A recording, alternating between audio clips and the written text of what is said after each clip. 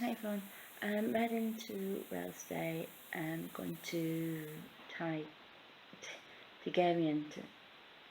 I keep wanting to say Tigerian because of Daenerys in Game of Thrones. It's very similar spelling to her last name, but it's Tigerian, something like that. We're leaving about 9, hopefully. But we're there a whole week, so I'm going to be doing some filming and taking lots of photos while I'm there. I'm going to walk down to the shop in a bit and then just get some popping sweets while we're down there. And then, like I say, hopefully, fingers crossed, we're leaving about 9. Okay, speak to you all soon. Bye. Okay, so we're heading off to Wales in a bit, just taking dog for a walk before we set off. And we're setting off less from what we thought, and it is raining. So hopefully it clears up for a bit. Feels more like winter. Well, it's autumn now, but it feels more like beginning of December. But just gonna get back to the car now, put him in, and then we should be heading off. We've just stopped for a bit, and we might be going across to one of the surfaces to get something to eat and a drink in a minute. But Osula, I'll just say it.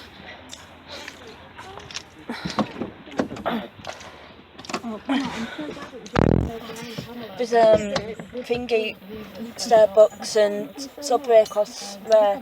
There's a stop there, across where we can get a drink and sandwich, because like we do those cups they usually get at Subway. Gonna go for Subway and Starbucks or something. At least get a drink and something because my stomach is griping.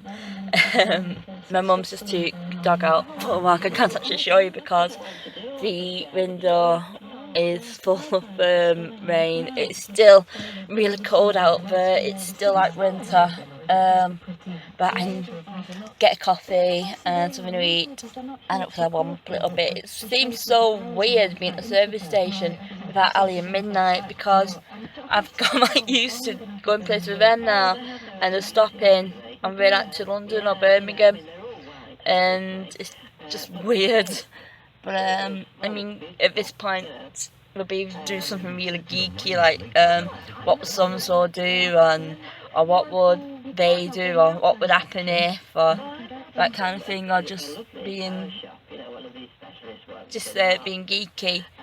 But I said we're stopping for a bit, so I'm kind of getting me geek little fix because we're stopping at the Starbucks and we're stopping and we're grabbing a Subway, so it may not be a convention, but it's part of the tradition. Not stopping at a Starbucks and a Subway, but we've just stopped now for a sandwich at a roadside cafe, and we're just waiting for my dad to come back out. We'll put down there. I'll spin my camera around and I can show you the scenery. I think I wish I knew which mountains these was. And this is the roadside cafe. I probably won't speak in here because it doesn't look strange, but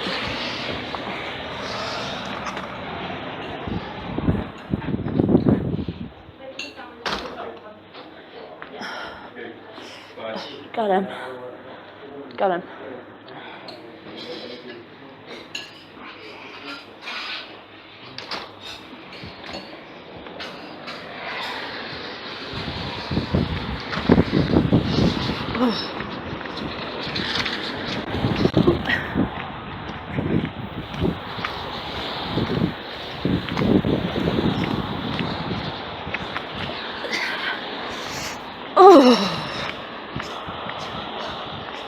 Freezing.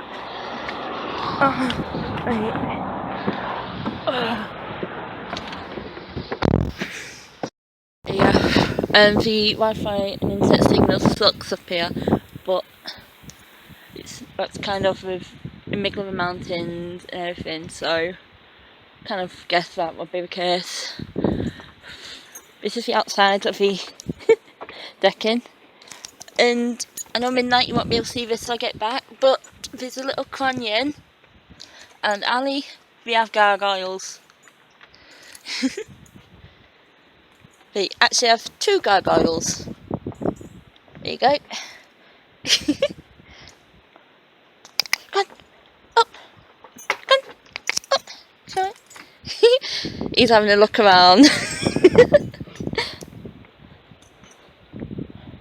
He's not quite sure what's going on, what's happening, so he's just like, where am I? What's happening? Hi boy, where? Come up, up, up. There you go. Right, let's just see if we're ready for going back in. Oh, pick this lead up. Oh, come on.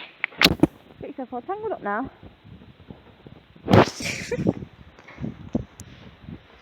Right, so here we go. So this is the site up here.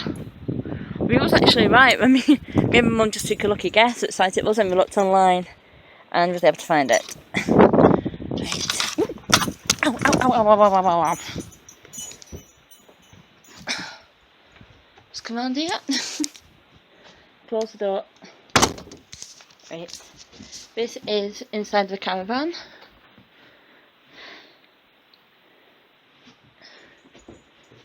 Down, down. That's the breakfast in that area.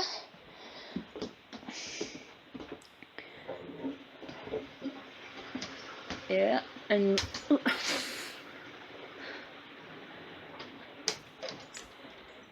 sitting area.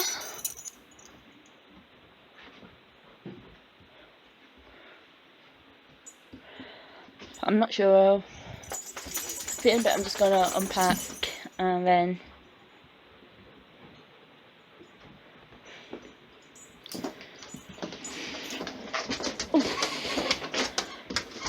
this is the other side where we come in. Oh, yeah.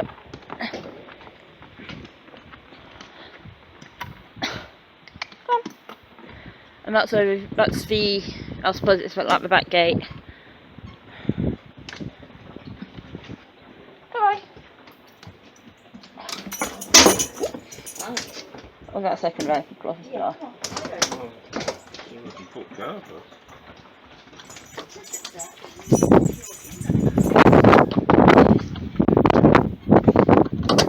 Right.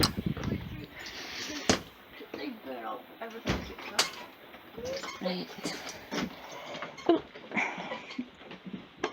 I think this is going to be my room.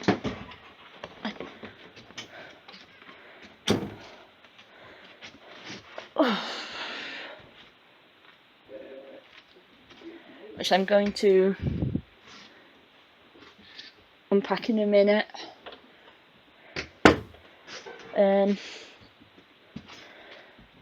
2 beds and it's tiny, but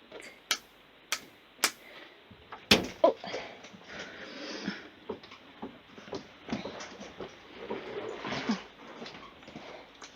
Let's move this back out of the way a minute. This is my mum and dad's room,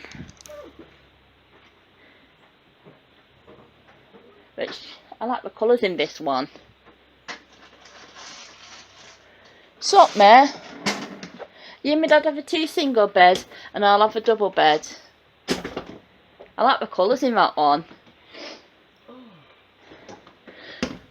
And I don't normally show bathrooms and that, but I like the little shower bath in here.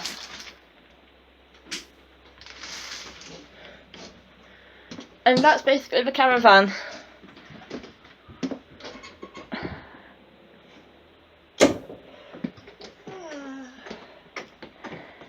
Microwave,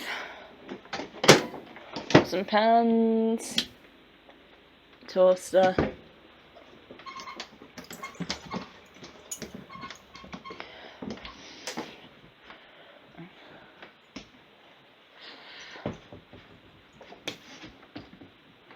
Extra bedding, I think, if we need it.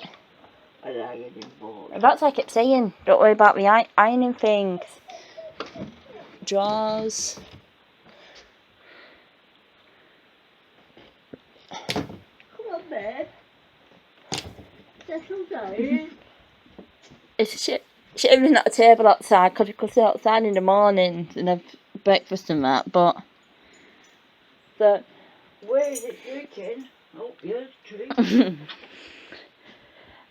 Okay, so I'm not sure what we're doing now. I think we're just unpacking and then we're going to go try and find something for tea.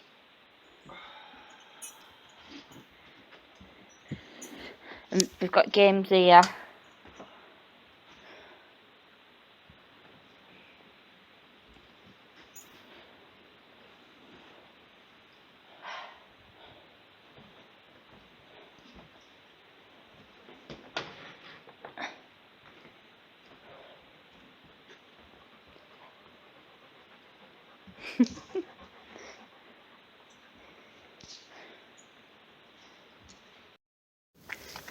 To Garen. Let's make sure I'm not calling the mic. To Garen. That is one of the gold shops and it's got a little museum connected to it. We're just going to nip into the spa. There's a butcher's there as well, so I might have a look around. We're just looking for something to eat at the moment. Get some for tea. There are a couple of takeaways, but I'm going to have a look what we've got in here. Ooh, a minute, I left my bag in.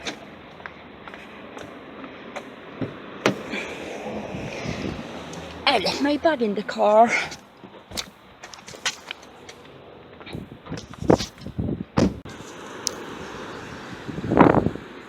Okay, so this is day 2 in Wales. Well, where are we?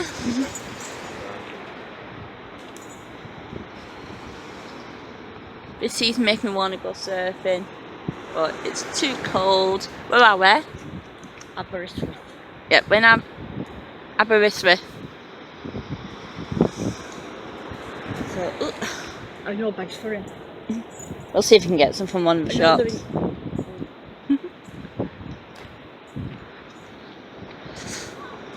There's actually people in the sea who are braver than me.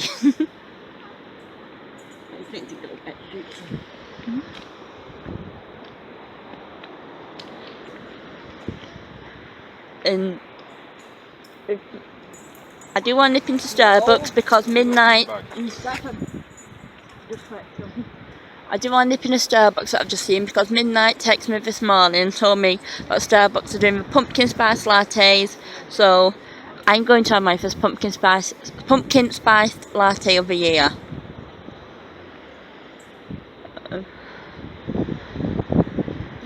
It's a little bit different to the beach I was on last week.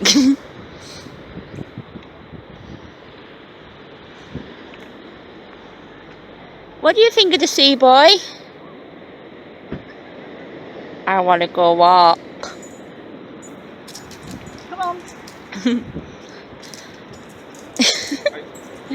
He hates that muzzle.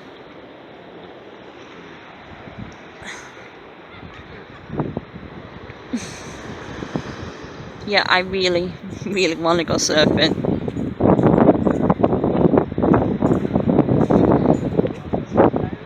Oh. Just looking at it, he's got a touch of the same colour. Yeah. The little brown eyebrows. It's a tri-coloured Monocolor crow. Alright. Oh, that's a big mouthful. Oh, is it a pointer as well? Just looking at a little dog there.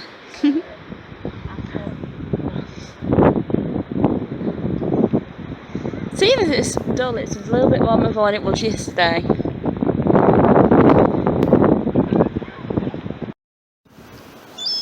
These birds are evil birds.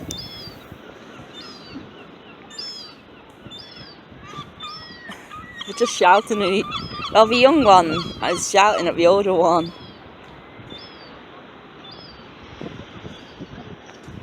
Okay, we're at the castle in Aberystwyth. And yes, midnight, I mean careful and not touching anything.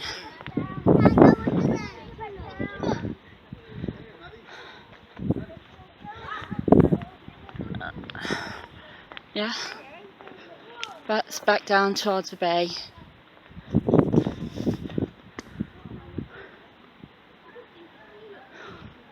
I think my battery's about to go soon, so I won't be able to do any more unless I use my camera. But this is Aberystwyth.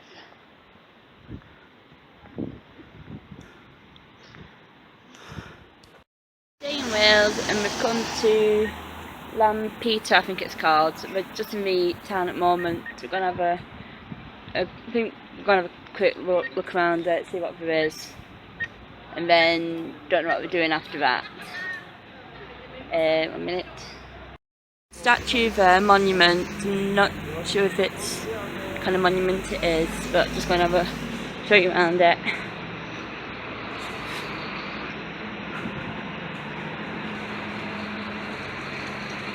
It's still pretty dull, but warmer than what it has been for the past few days.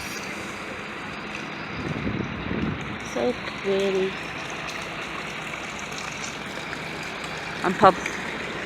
Hopefully I'm not muffled the sound. Okay, maybe back to my mum now. This town's meant to be meant to be the third largest town, but I'm not exactly sure because online it said I'm not sure if it's the third largest town or the third largest urban area. So I'm not sure if that means the same thing or not. It tickles me that the Welsh for castle is Castiel. There's an abbey which is near where we're staying, and just gonna go in it in a minute and see what's within. Okay, so this is the abbey. Well, ruins of the abbey, and I didn't pick up any information.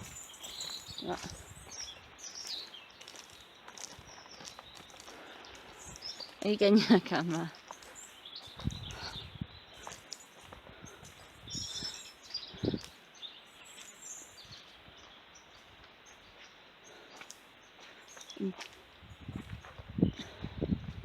Ooh. I really should have picked up some information about the abbey, but I think I have. I think it's in Welsh, and as much as I love Wales, I can't read Welsh. I've also decided to use my selfie stick because it's easier for working with cameras, and it means I can film in landscape instead of portrait.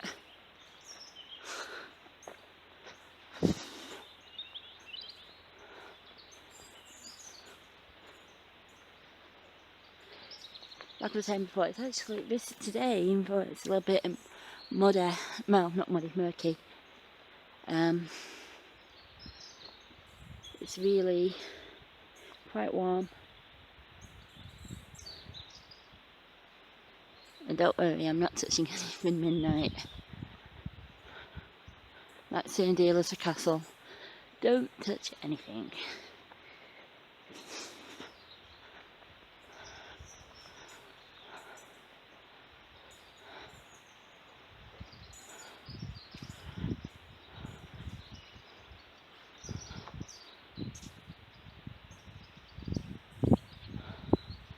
Fine.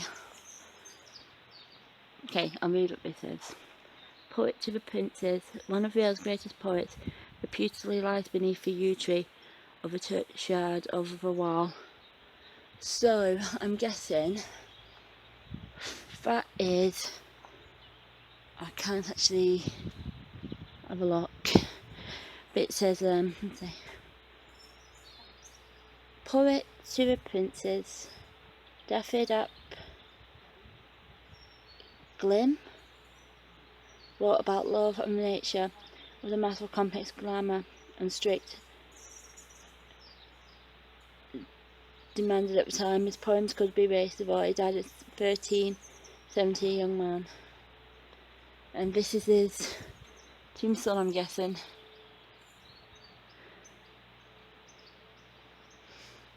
And the inscription reads, "Here under a yew tree, near, I can't say that word, Florida's wall, was buried 6th century ago, Daffyd ap Gallam, A poet whose poems are like wine, worthy David, skilful poet, is it here under green trees you were laid to rest, under the lovely birch refine you, where you buried a poem was hidden.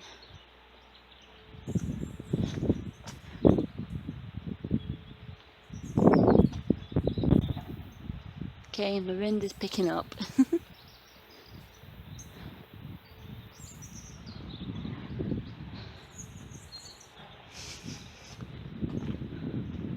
We have like little dragon heads hidden around here.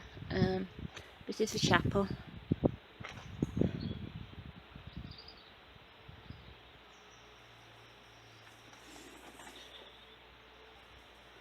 I'm taking pictures of them going as well.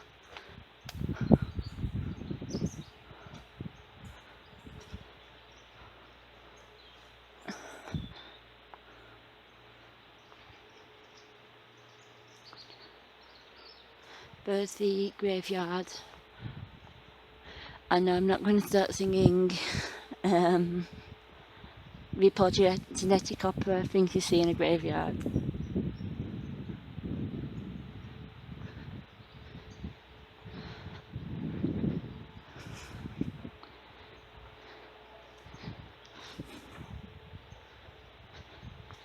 This is the, whatever that word says. This says, tranquil or industrious. Look around you, Monks shows this beautiful and remote landscape for a life of solitude, devotion, befitting the Cataward ideals. But it was also chosen for its vast upland pastures and its mineral wealth, its observant timber and ready water supplies. You just said something then? You just said something then? Ah.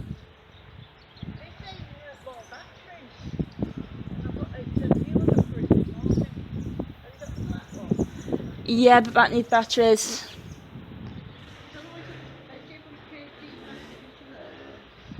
No, the ones in the black one are the really thin ones. Yeah. No, oh. Yeah, go on, I'm trying.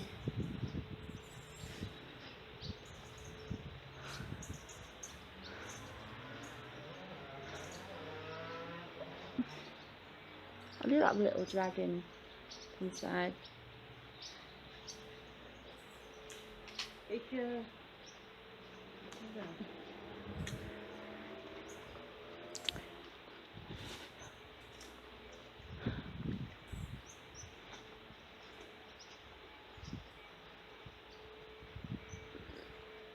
They call all down there.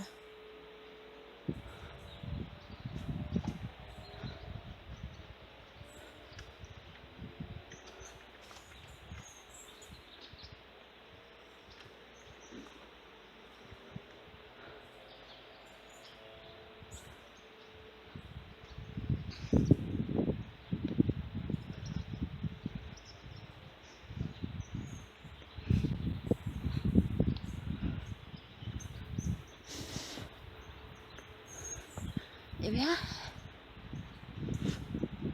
There's also this little bit here, which I think, if I'm right, I just saw some little tombstones around here. Now, I did do some research into this place before I came, and apparently there is a ghost of a monk around here. I shouldn't have said that.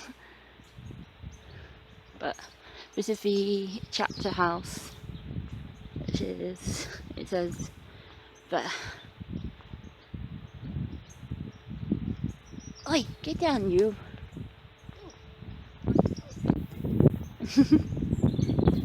Don't jump up on the wall. Not here anyway.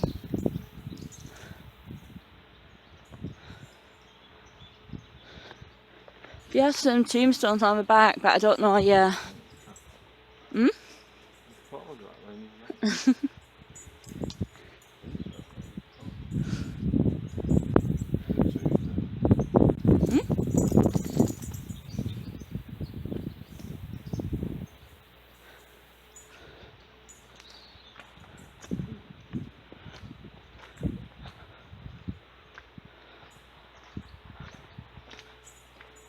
I don't think you can get to them. You can't really. There's not a particular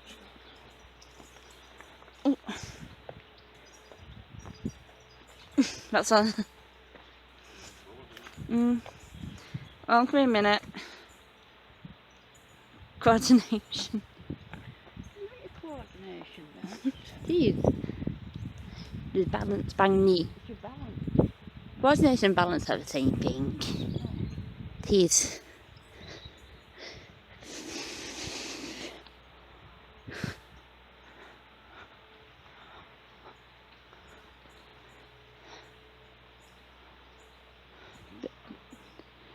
Tangled web. Follow the power struggle between the Prince of and the English kings. And it's like this along this timeline here.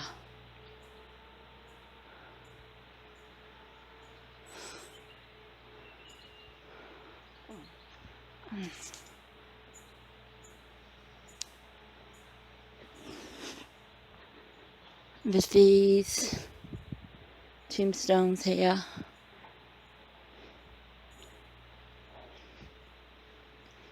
And there's some more. Another thing here.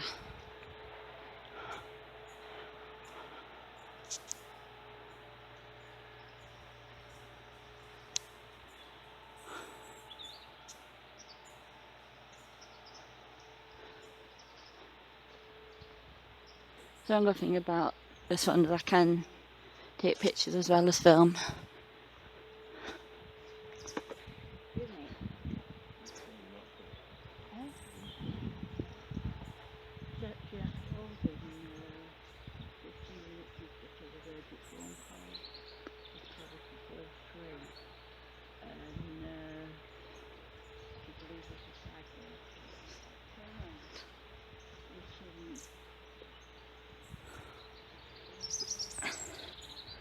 Okay, so I think this is the monastery. So it's really nice, and I don't know if you heard my mum saying then, but we actually got in free because the person who was manning the till has said that she has to rush off because she has an emergency, so she's not actually charged us, but it's actually reasonable price anyway because it's $3.50 to come in, and it's I think if you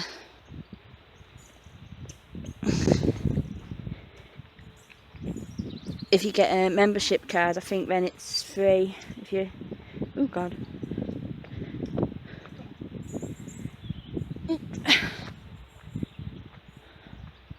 Okay, so you're gonna, I think,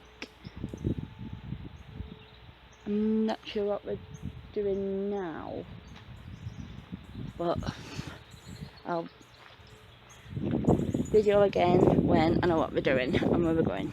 Okay, bye. Found this little bit that me missed the first time, so just thought I'd film this little bit as well. I'm not exactly sure what it says, but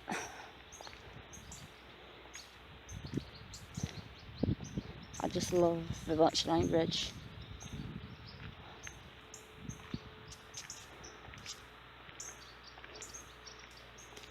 Let's go back this way and see it again.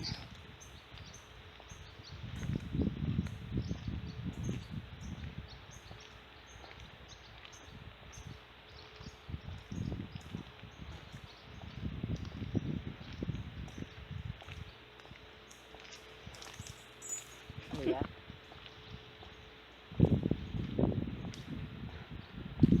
And there's also this rock here that's got a poem on it, but I can't get the whole poem.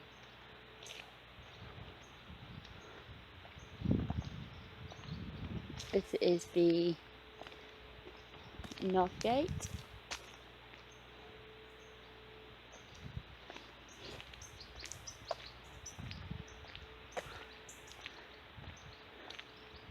This is the Abbey Church and Cloisters.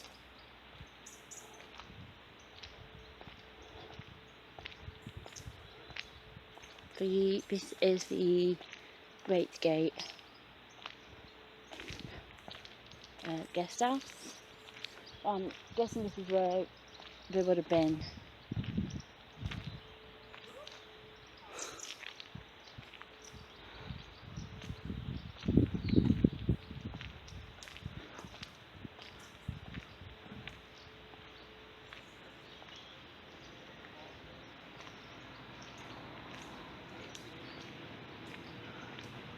And then there's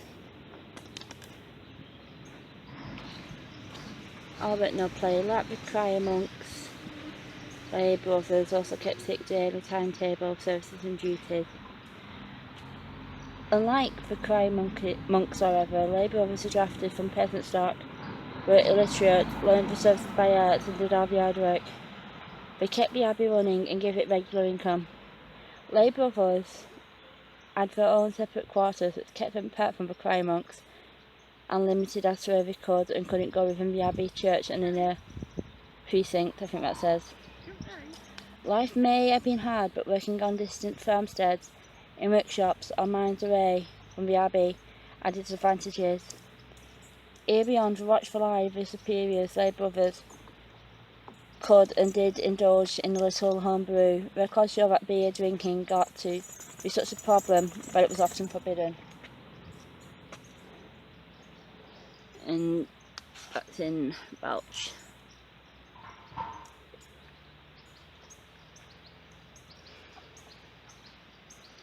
And another dragon.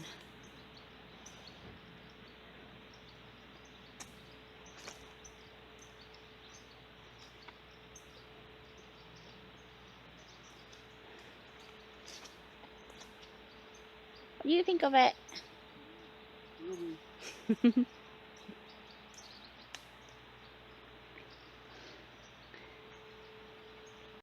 This is a little church that's next to the monastery, abbey, and I think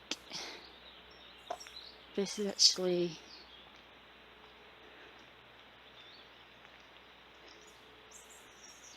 kind of creepy, but it's cute.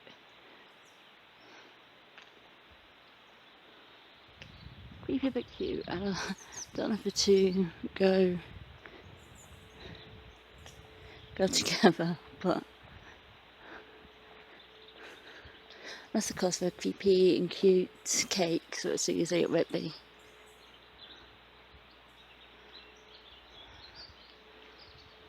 I'm not going to go all the way around.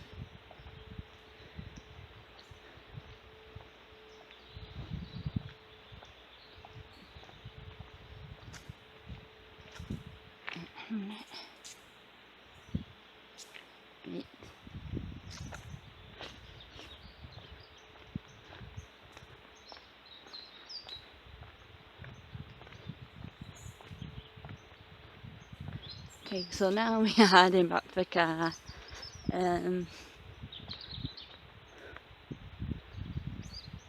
Want to know where else we're?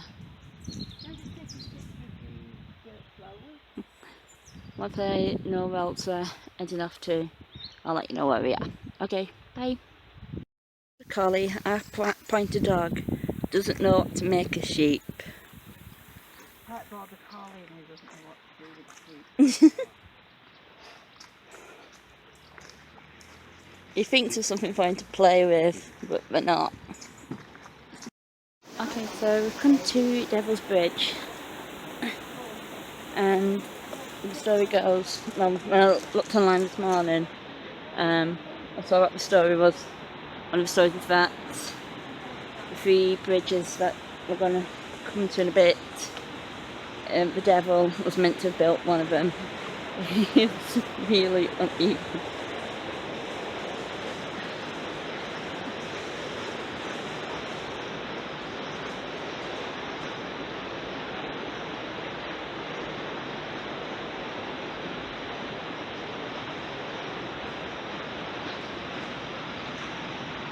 Look at that, just going down. I'll tell you the story when I found online this morning when we get to the bridges.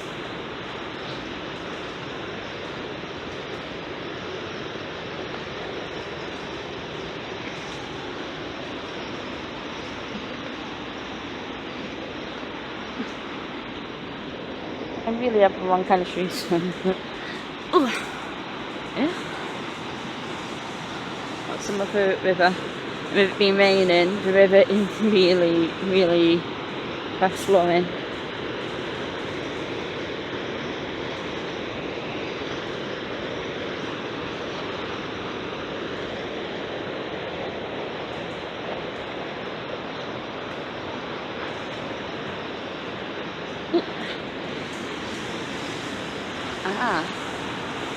These bridges, I think these are the bridges here.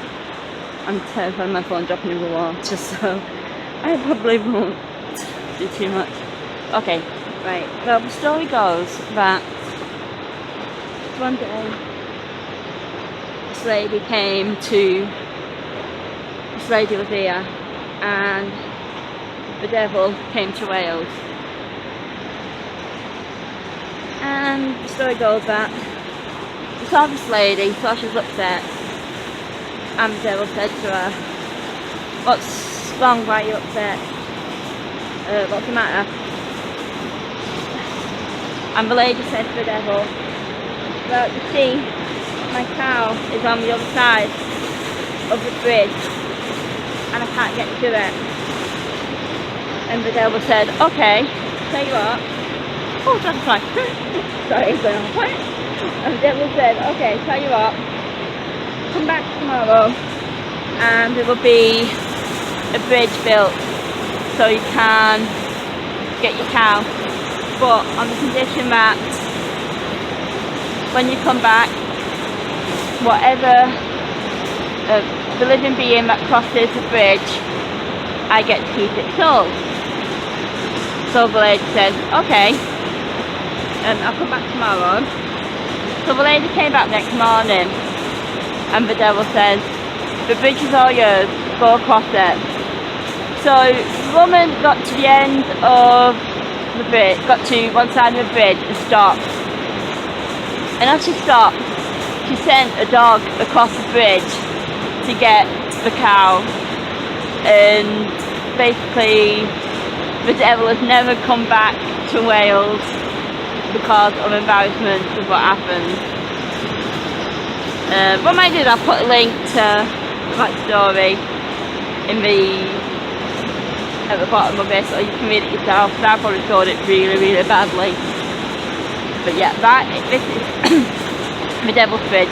It's the God, the little bridge there, that is meant to be the one that the devil built, and then we built one on top of that, and then we built the main one on top of that. Okay, so I'm going to stop for a bit. I'll speak to y'all later. Bye! Local train here. I think it goes back to Aberystwyth. Oh, little doggy. Yep, you took me dozen now. I don't think it's gonna. Hang on. I just turn it on. 1 minute. I'm just going to show my mum in a minute or two from Dad's camera. There's the station. I got the top of the Tank Engine theme tune in my head, but the old one, not the new one.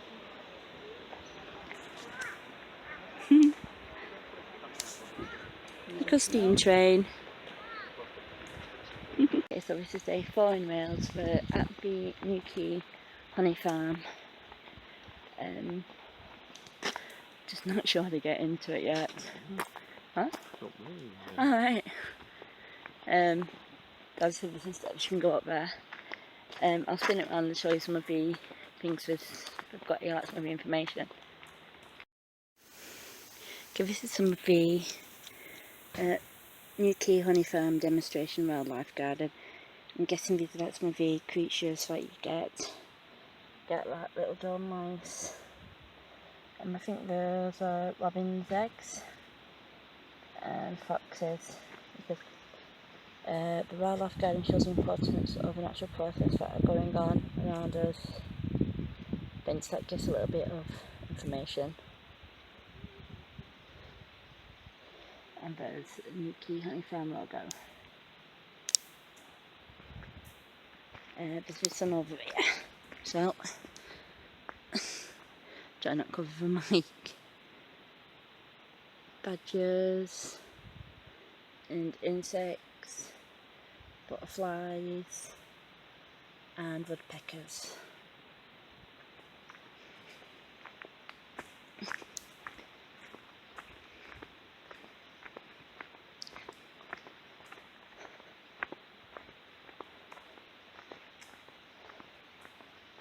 We go up these stairs here.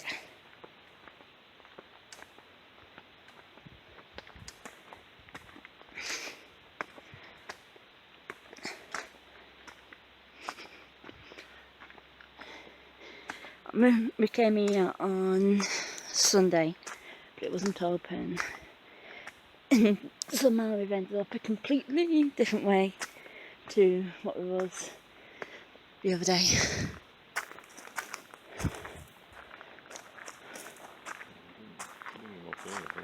Yeah. Well, do you want to go tell my mum and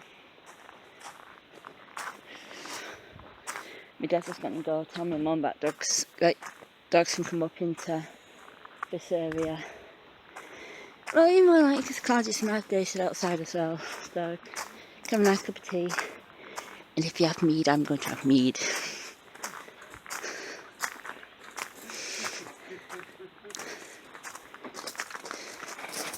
It's beautiful here. And pretty flowers.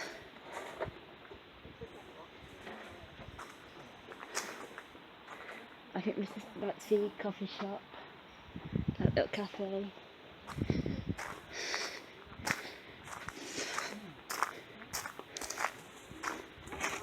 Oh, there's an exhibition as well.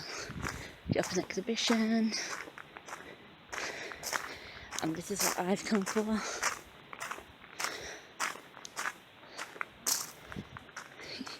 Meadery. So if you can take samples, I apologise now for any drunken texts or Facebook statuses when I'm get on Wi-Fi and I can get on the internet.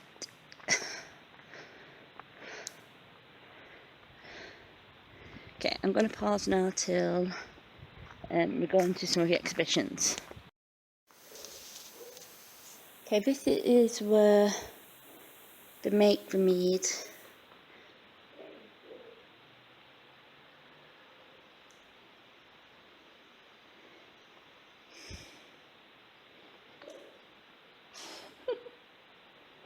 Can't see it bubbling.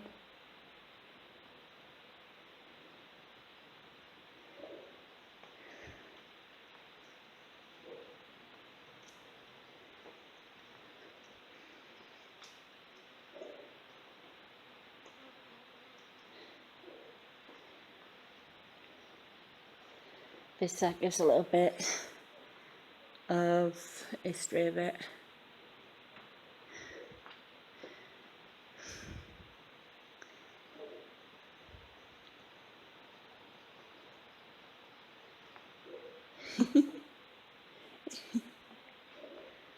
I think it's that one that's bubbling. Okay, so this is a meadery.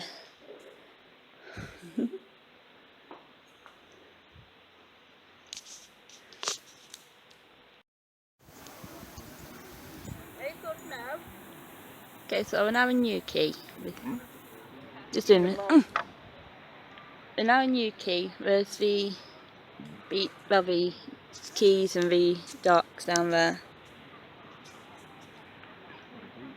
Yeah, I think we're gonna walk down there.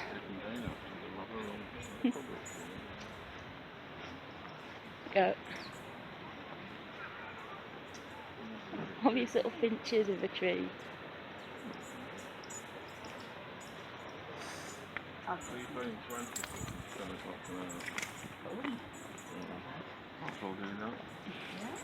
Walking down here now. Apparently there's dolphins in the bay and the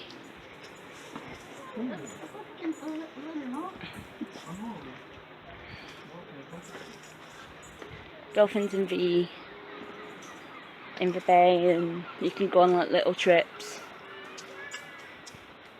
Which I'm not one of the. Dylan Thomas. And yeah, and apparently this is, Dylan Thomas, who is linked to this is linked to Newquay. I'm not sure how, but I'll look that up and see how he is. A 1933. He wanted to rescue from Midwales, and in 1944 he came to live here. Right, And so started under not good. my mum's just said that in little birdie. My mum's just said That's it, what you just said. Things like that. my mum's just saying that in 1933 he wanted to write about some place in Wales, and in 1933 he came living here. So that's how Dylan Thomas is linked to Newquay. He said a little white bungalow, where I was reading it, a little white bungalow across the bay, you can see it. Is where we used to live. Yeah. Ah, And I'm not sure whether it's that one there or that one. right. Should read the samples. You can do the Dylan Thomas trail following the plaques. Well, I wouldn't mind doing that, because when me and Midnight went to Hay, there's something about Dylan Thomas there. And I said I like Dylan Thomas but didn't know much about him. That's a little bit more deer with my mum was looking out up there. Yep. Me and Mum crab fishing. me and my mum was talking before about doing one of the boat trips. Ah, that's fishing. You can go on boat trips where you go out into the sea and you can have a look for dolphins and porpoises, seals, and there's a crab thing there, and I want to try some crab. Sort of squid. I don't like squid. This is the dolphin one. So that's the one we're thinking about going on. Thanks. That is the old watch house, and it's an old rich house then.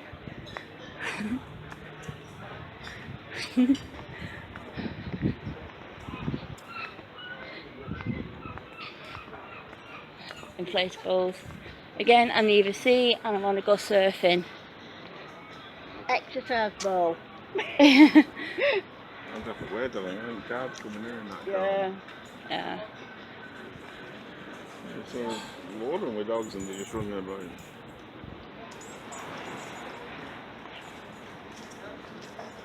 And I know you won't get to see this till I get home midnight, but after me just saying want to go surfing, I now got Alan Hyde doing Surfing USA, but in the sea.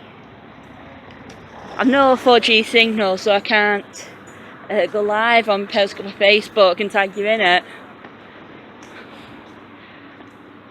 Oh, there's a dog down there that looks like Taj. I think carbs coming in this car.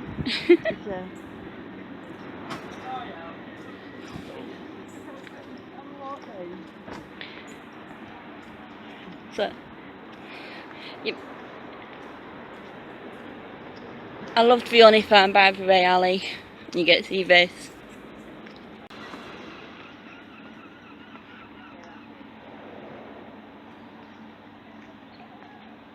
It's going down here now. Now the other day when we took dog on the beach on the beach in Aberystwyth. He didn't actually like the sea, but I'm going to see what he's like down here. Little dog come running up.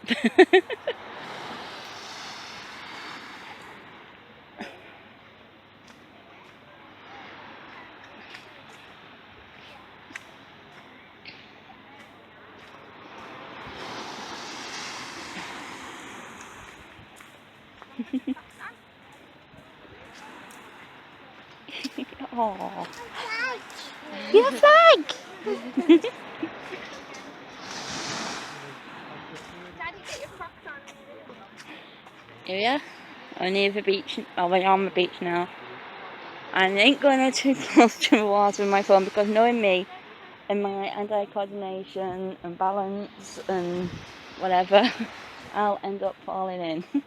I'll at least dropping my phone in the water. Oh. Alright, so I'm going to pause for a bit and then I'll do some more. There's lots of dogs.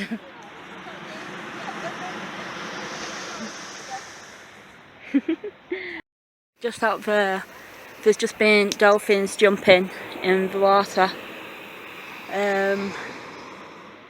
Just right over there was like one of the dolphin boats that goes out, and we're not sure if it was one or two near the boat and like lifting its head out and jumping. So it looks like we're definitely going to come back down and do one of the dolphin boats. If it's not this time, some other time we come down. Cardigan Bay Life Centre, Marine Life Centre, and give you information about the bay.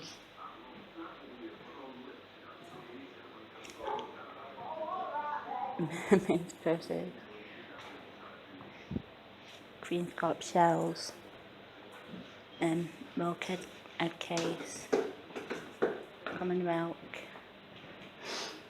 I think that's a dolphin skull, cockle bone, copper shells, and in here is some of the wildlife you get. And this is the shop part. Surfing. I was just thinking that I wouldn't want my mum for myself. What? Oh, they're pretty.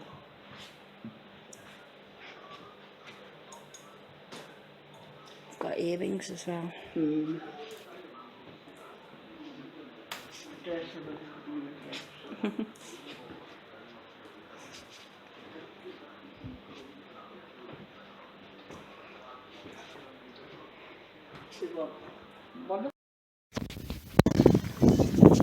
Okay, so we're back in Newquay and we're going on the dolphin boat trip, looking for dolphins. We're allowed to get on at about 2:20 and the trip is about an hour long.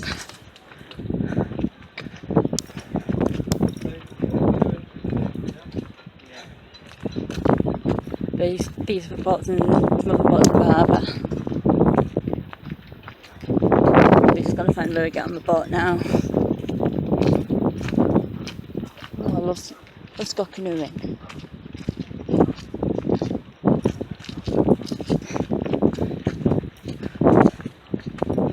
Okay, so I'll just walk around to where we get on the boat. I think we go down here and turn left, but I'm not sure.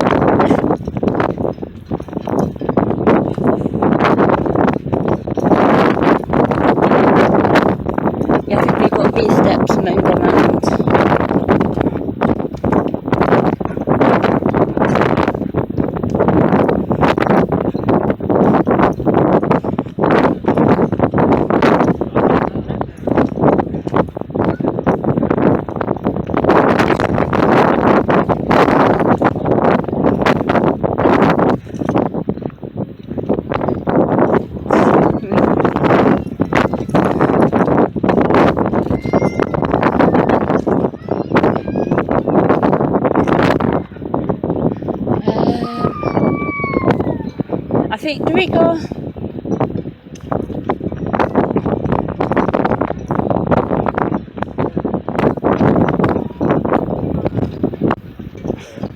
So I can show which way to go. That's for that red boat coming. Yeah.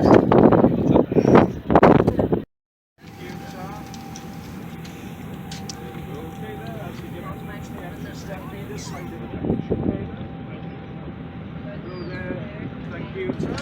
There we go. As you get on, what's the extra step now either side of the bench?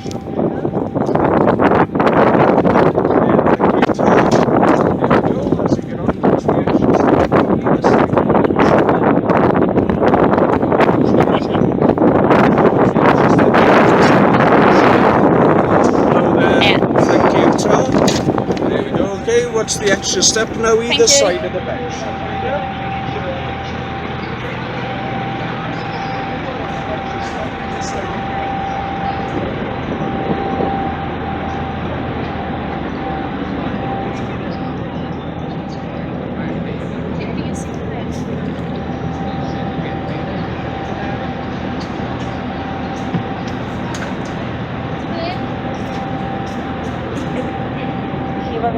Oh, go on, yes, there. Thank you. Right.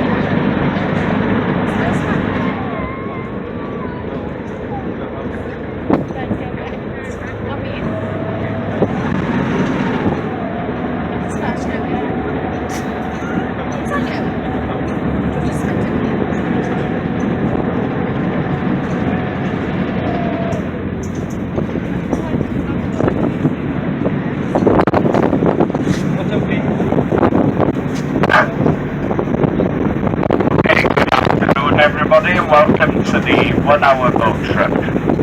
First of all, before we leave, we just have a few safety announcements to do in case of emergencies, where we have over 70 life jackets on board.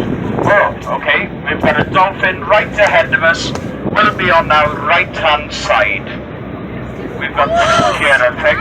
Now, if possible, if the people on the right could remain seated, please, so that the people on the left could stand up and have a view. Thank you. There we go.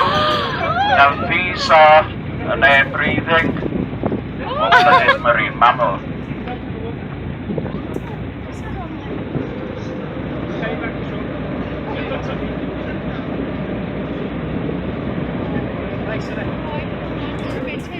So these are bottlenose dolphins that we have here, where we have a resident family of about 20 that live in a 20-mile radius either side of us. And we're very lucky where the numbers are increasing, where there have been quite a few calves spun over the last few years.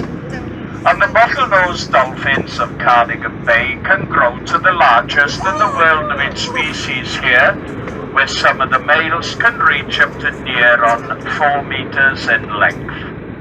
All told, about 250 individual dolphins have been identified in the Cardigan Bay area, where each one can be identified via the dorsal fin, which acts as a thumbprint.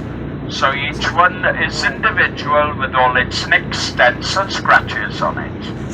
And they are a protected species in the UK. Okay, they're behind us now. 6 o'clock direction, I'll turn the boat slightly. And they are a protected protected species in the UK where we do have a code of conduct to adhere to, where we're not allowed to go chase them at all. We do have to give them a certain amount of distance. And again, we have a time limit to stay in their presence. And now these are an air-breathing, warm-blooded marine mammal that do give birth to the young calves. And the gestation period for a dolphin is 12 months. And they are carnivores, where they eat a selection of fish and also squid. And this time of year now they'll have an abundance of bass, mullet, flounder, pollock and whiting. But then we have many tributaries that lead into Cardigan Bay.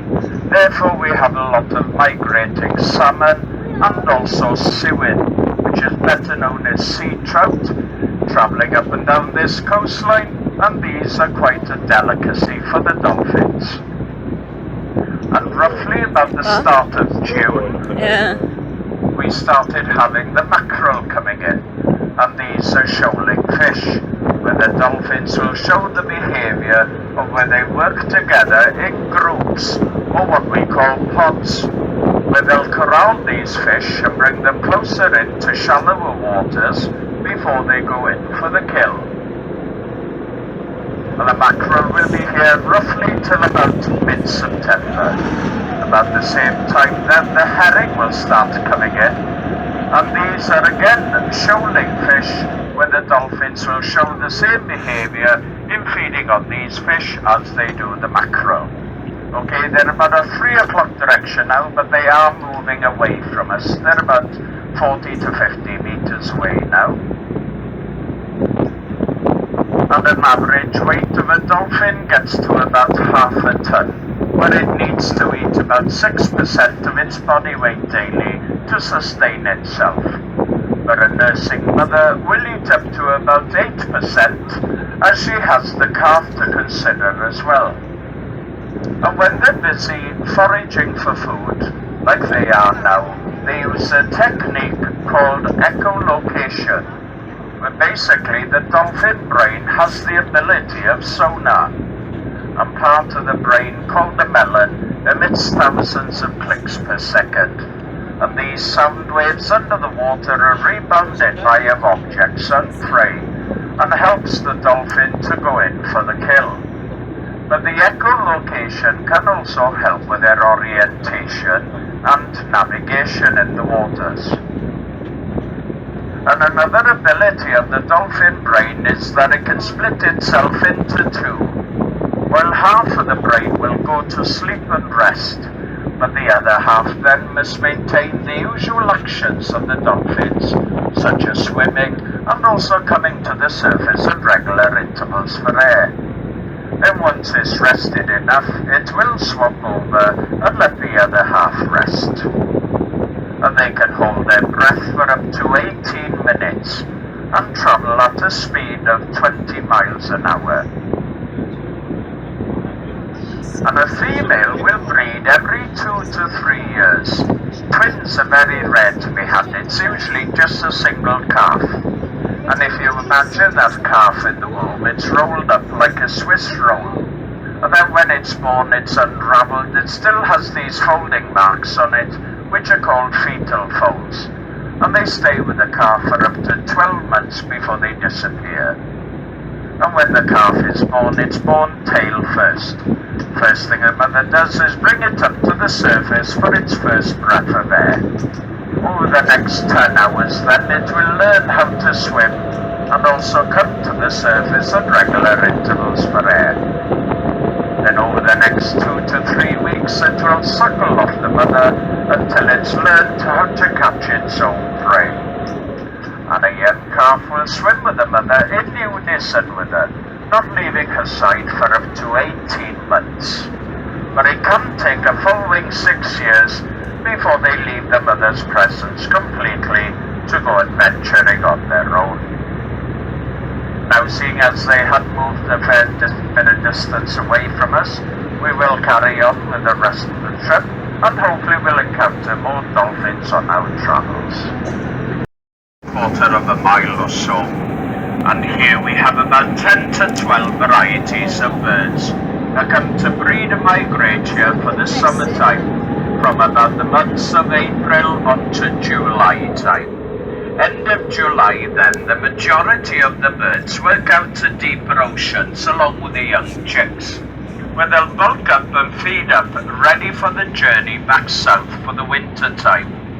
Birds included here are guillemots, razorbills, cormorants, fulmars, shags, oyster catchers, kittiwakes, blackback gulls, herring gulls and common gulls. And it's probably in the top 10 breeding sites in Wales, certainly the largest between North Wales and Pembrokeshire. And the ledges have now been vacated over 33 days ago by the razorbills and guillemots in their thousands. And they're little black and white birds, part of the auk family, a cousin to the puffin and also the penguin. And they do resemble miniature penguins huddled up on the ledges together. Their chicks hatched about 19 weeks ago now, and they were ready for flight about 7 to 8 weeks ago. But the first introduction into flying for these birds are being pushed off the ledge by the mother. And these young chicks then will work out to deeper oceans for the next 4 to 5 years, until they're mature enough to come back in and breed and lay their own eggs. On the higher ground then, you will find peregrine falcons nesting, which are a very impressive bird of prey, and they can top speeds of over 200 miles an hour, making it the fastest animal in the animal kingdom. On the higher ground then again, you will find choughs successfully breeding, and we see the occasional red kite and kestrel flying out to sea, only to loop around and go back inland again.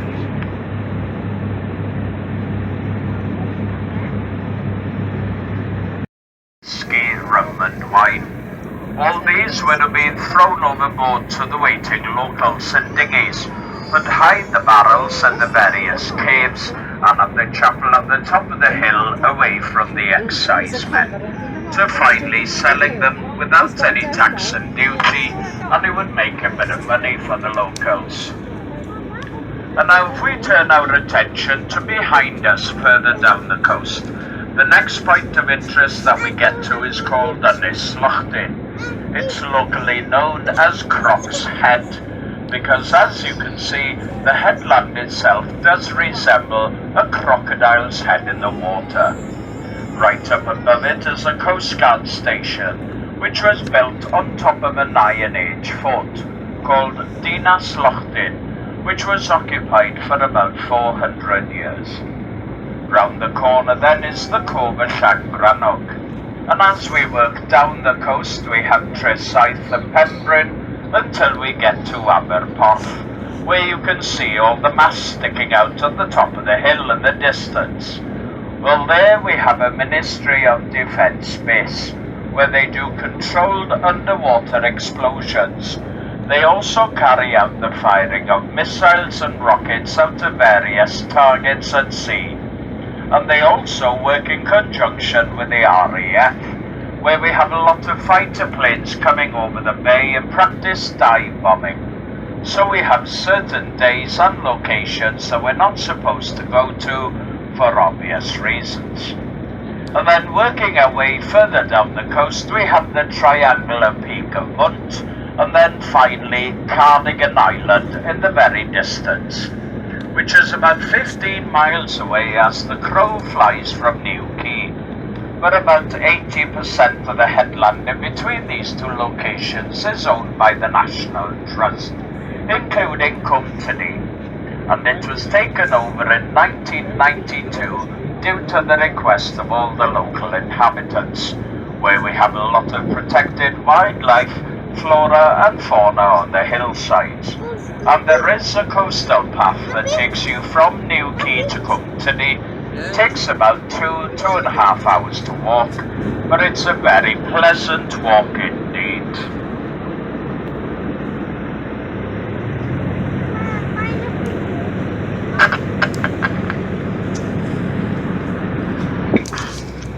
And then you should be able to see just a little black head to the right of the pup in the water. That's the mother, and she's swimming upright at the moment, which is known as mottling. And as I said, they come ashore from the mud zone late August through to January time. And the mother will stay in the water, keeping an eye on the pup from a distance. And she will come ashore up to about 12 times a day, where she'll give the pup at least a litre of milk every time. And this milk is very, very rich in fat. In fact, it's the richest to be found in the whole of the animal kingdom, at about 60% fat content. As in the 3-week period that the pup is on the beach before it's weaned by the mother, it must treble its weight, put on enough fat reserves so that it can withstand the cold waters of Cardigan Bay during the winter time. And obviously this is about as close as we can get for 2 reasons. One, it's a very rocky area within that, and it could be quite treacherous for us. But the other reason is as well that we do have to keep 100 metres away from the seal pup due to the Partu Code of Conduct, which has been set up in the area for about 20 miles either side of Newquay, and this is to protect all the wildlife that we have in the area, such as the dolphins, seals and porpoise. Yeah, I can just see the pup moving a little bit now. It will be quite lethargic for the next week or so, but then over the next fortnight after that, it will start to work its way down towards the waterline, where it will get accustomed to the water before it goes fully into it after the 3-week period. And from then on they're expected to fend for themselves.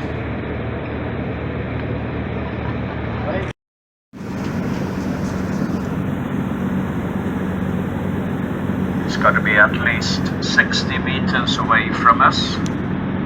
Now as we're passing it, the people on the left could remain seated so that the people on the right could stand up and have a view. Thank you. Okay.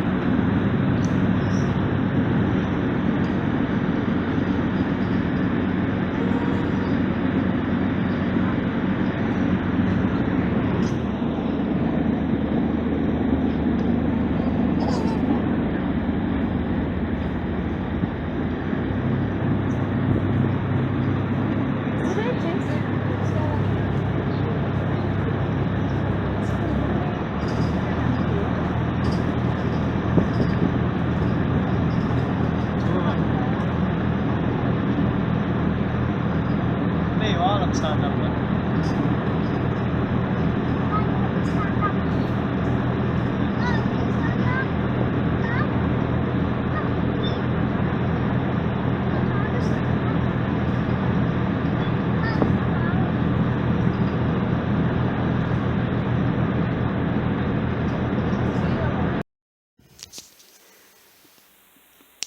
Okay, so visit a museum in Tregaron. The different pictures.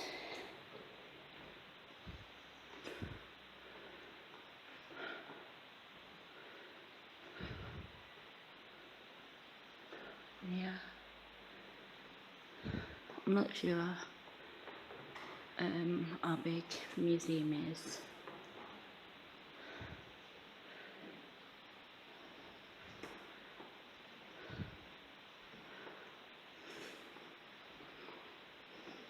But I'll show you as much as I can.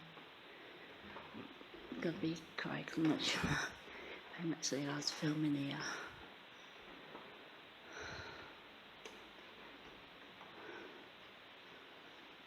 You can actually buy these paintings as well. So look at these on here. That little upper leaves.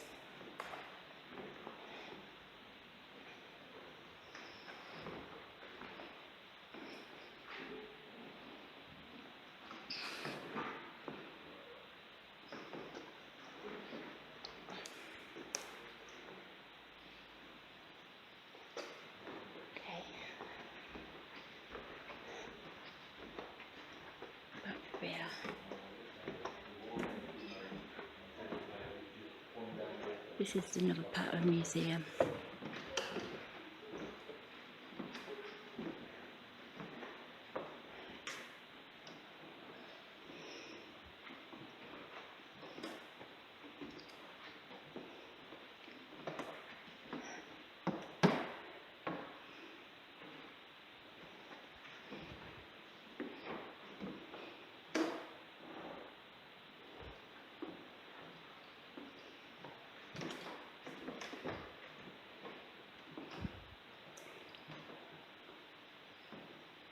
These are like Bronze Age Celtic art.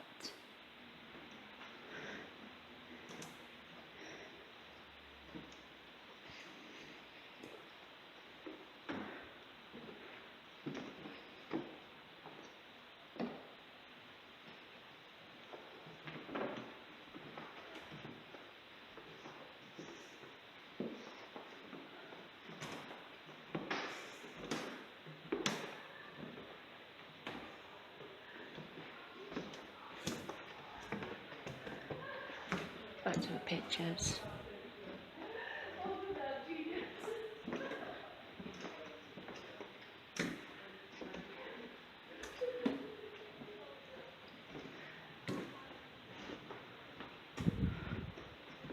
Yeah.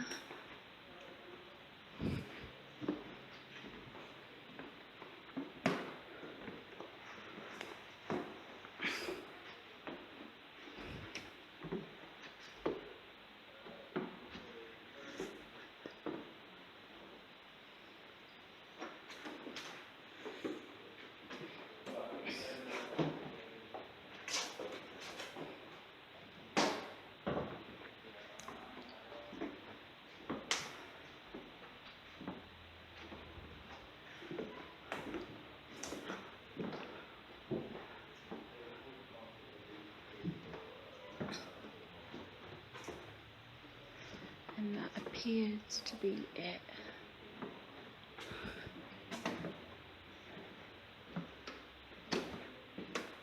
Okay, so I'm gonna go down now and get some postcards. Okay, bye.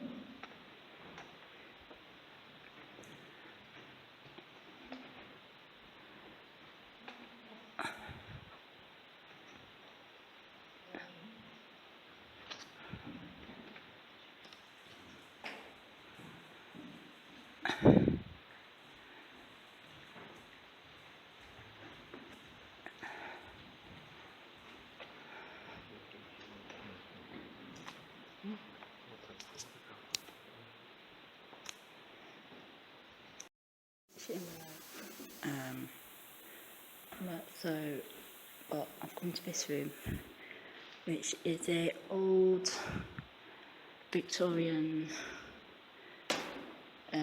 classroom.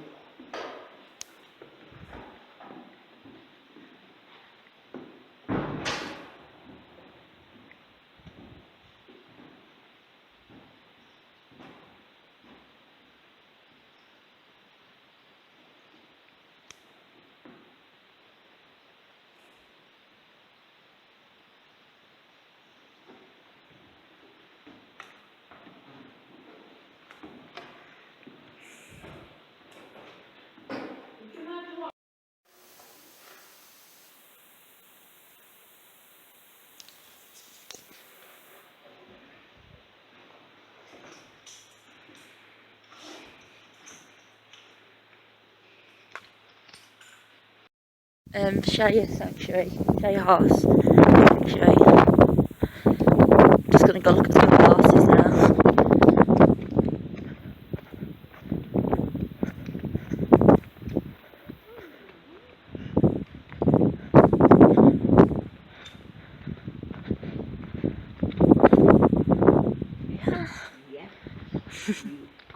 You are beautiful. One of these is Celt. Hello. Hello.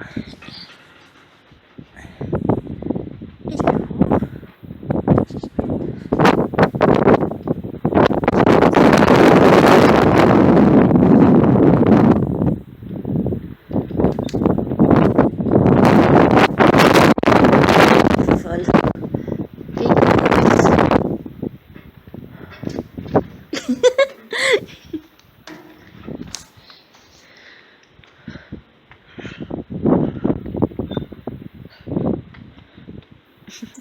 Oh,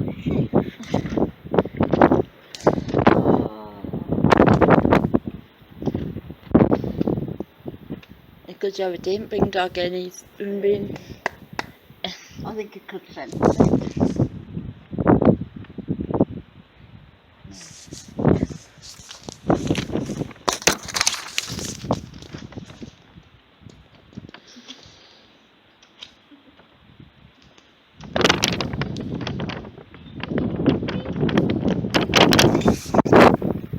Hello, pretty.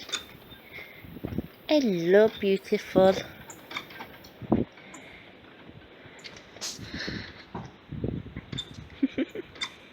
Hello, gorgeous. Hello, lovely. It's right next to it then. It's right next to it.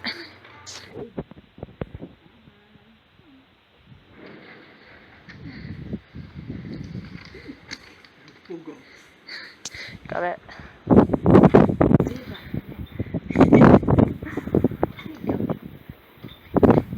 Oh, look down here.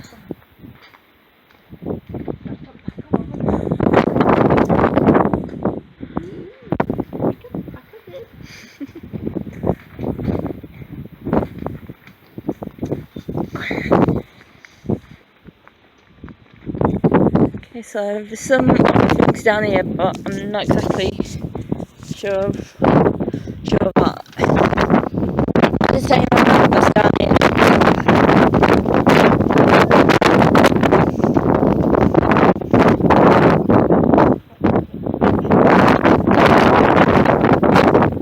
I think it's down.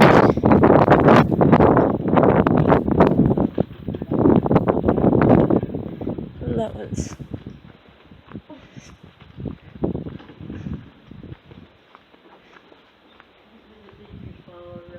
Oh, rabbits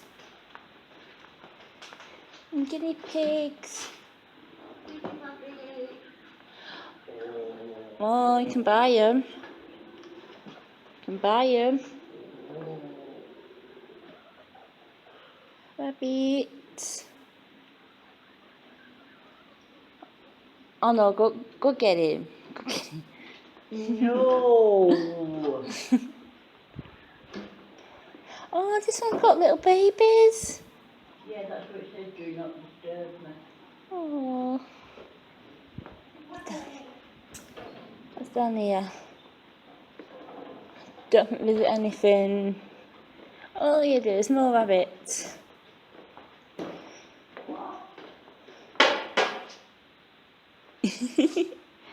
Big rabbit.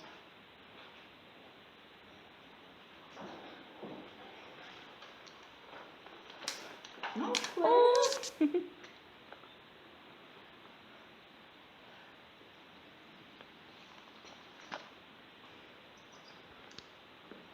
That's the London Sun. What's the other it? Yeah.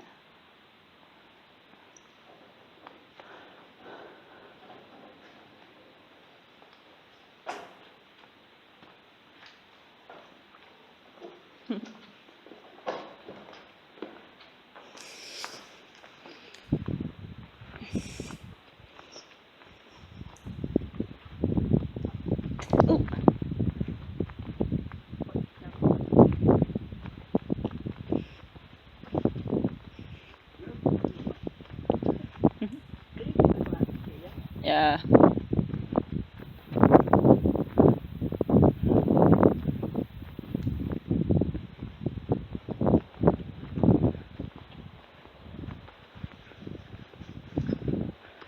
Cat on a trampoline. Huh? Cat on a trampoline there. There.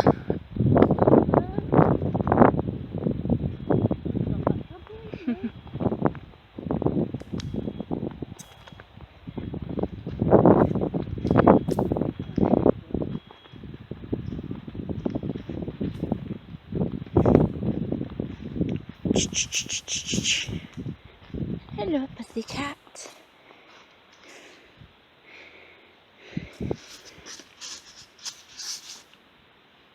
Hello, pussycat.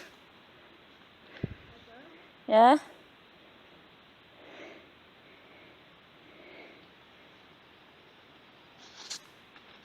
Oh.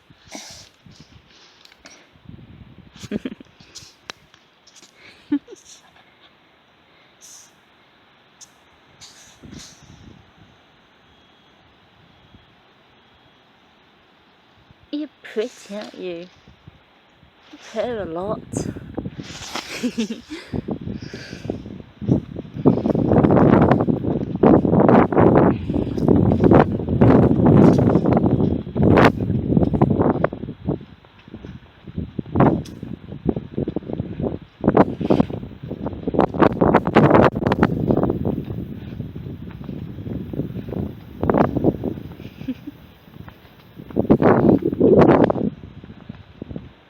Goats.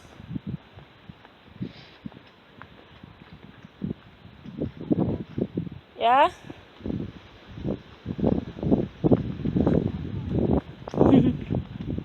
Oh, ferrets! We've got some ferrets up here. I'm going to go look at the ferrets.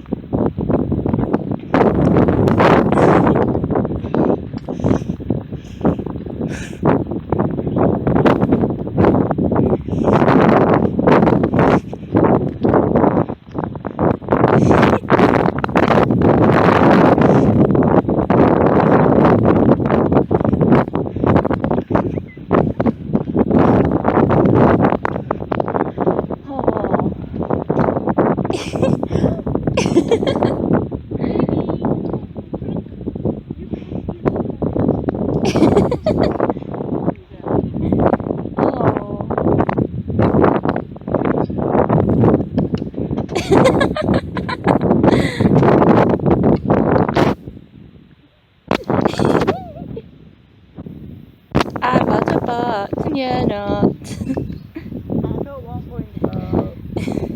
Oh, ready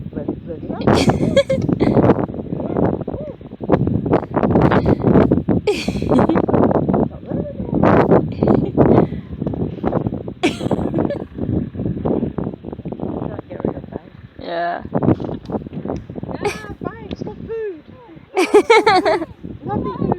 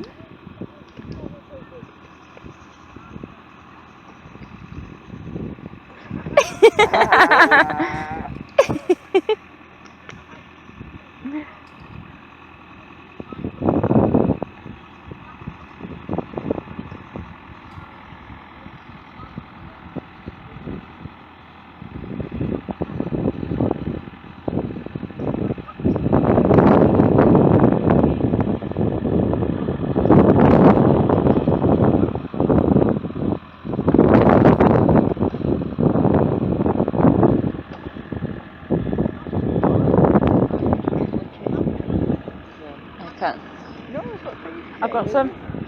I'll take some I thought pictures. you meant to want to watch them.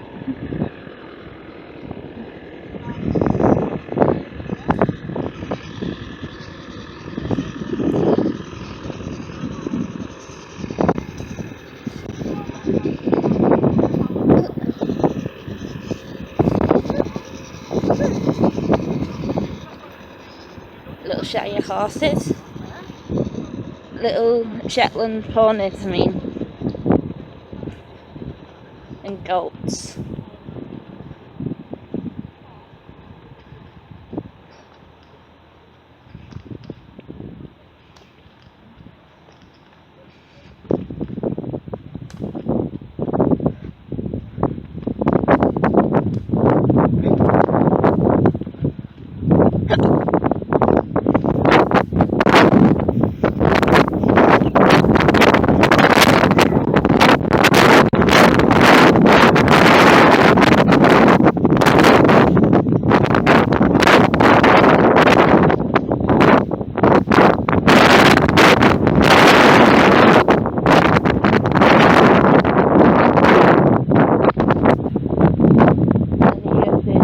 Keys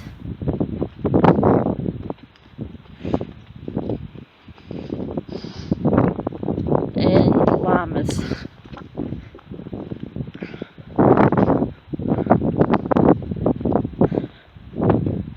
I'm not sending too close to the llamas because they spit.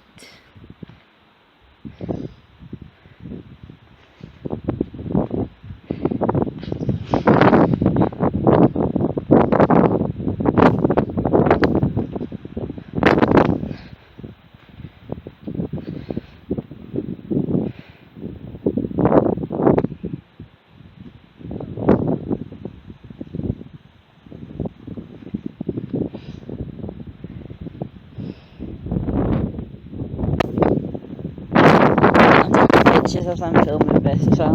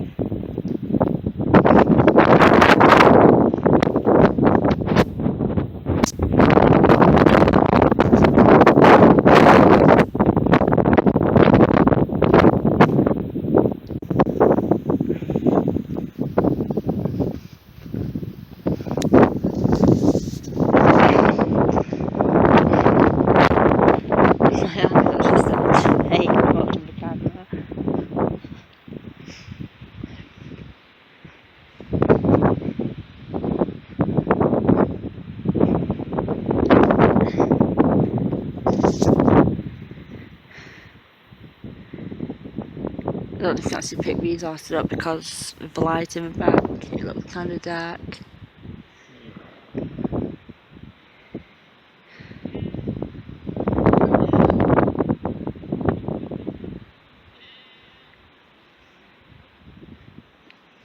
I think there's sheep behind that fence over there.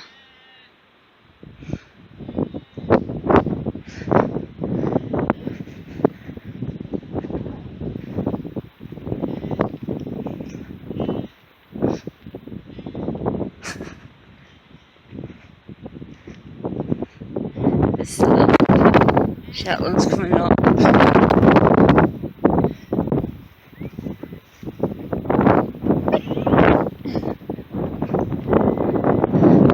A little kid's just run into the ferrets.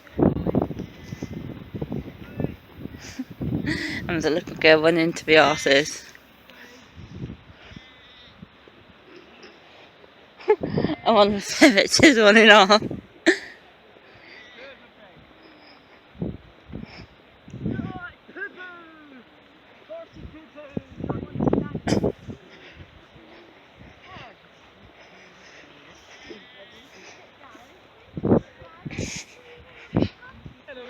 Hi. Have you just arrived?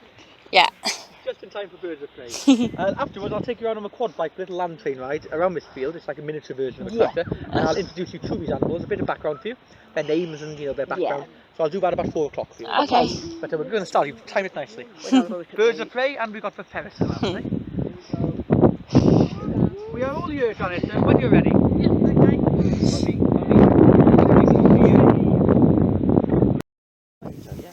was pregnant with her. Needless to say, I was quite poorly after.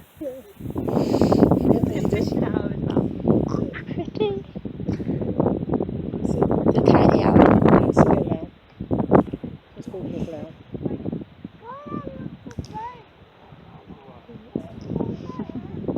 Pipsqueak and Pipsqueak.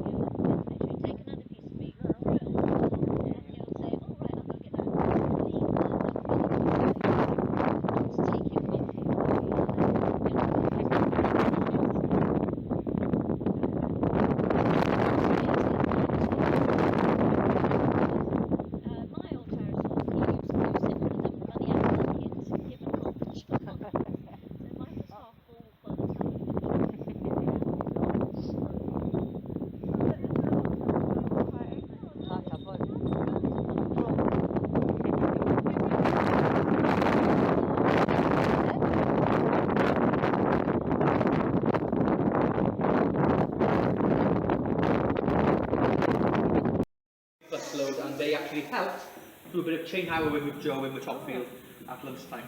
Now, before he falls asleep, we're going to put the second set of harness on him. I think some of you guys definitely saw the main set on the this morning. The main set. We're going to revert to our normal second set now.